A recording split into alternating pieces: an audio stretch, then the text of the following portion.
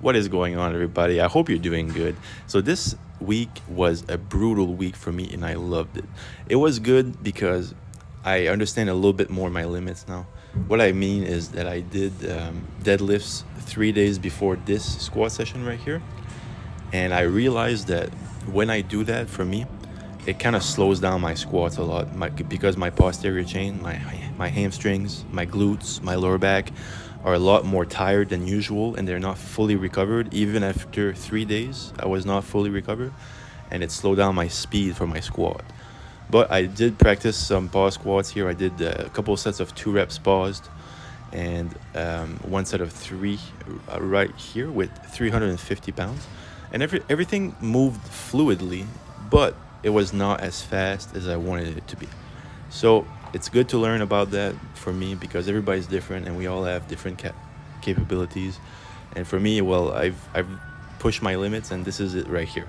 So I've noticed that I need a deload. So this week will be a deload week, and I'll upload that video. Basically, just going lighter, not doing as much volume, and focusing on speed. That's the number one thing I'll focus on for squats is the speed.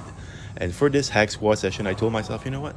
Let's just push our body and do a 8 rep max squat with the hack squats here. And man, my legs were feeling it. Every single rep, the burn, it was like a blowtorch was on my legs.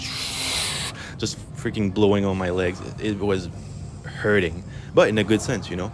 It's gonna push my body to recover and become stronger and bigger. So hopefully this transfers over to some good gains. If not, well, I'll figure it out, man. I'll either go lighter, do more reps, or vice versa. Just switch it around and have fun with it. All right, did a few sets of hack squat. Now time to do some leg extensions. And man, I'm telling you, I need a deload. Today the weights felt heavier than usual, and I'm more tired than usual. So that's red flags right there that I need a deload, a light week next week, and then we come back stronger than ever. So let's go take a light week next week. I need to let my ego at the door and just go light next week. Be smart about it. I don't know about you, but for me, the past 5 to 10 years, I would always take caffeine before training, either pre-workout or, for me, I love caffeine pills. They're 100 milligrams per tablet, and I would pop like 8 of those sometimes before workout.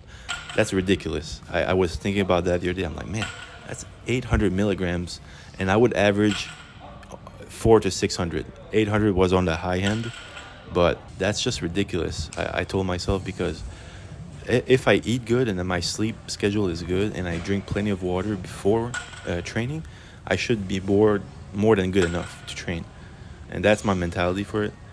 I know life isn't perfect. Sometimes we have bad days. We don't sleep as good and we need that extra boost. But I'll really force myself to not take caffeine for at least a month or two and just detox my body from caffeine.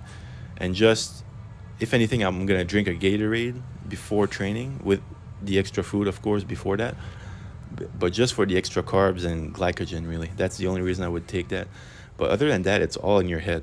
It's literally all in my head. Yes, I will get a little bit tired more easily, but I still can push the limits. As long as I don't limit myself mentally, my body will follow.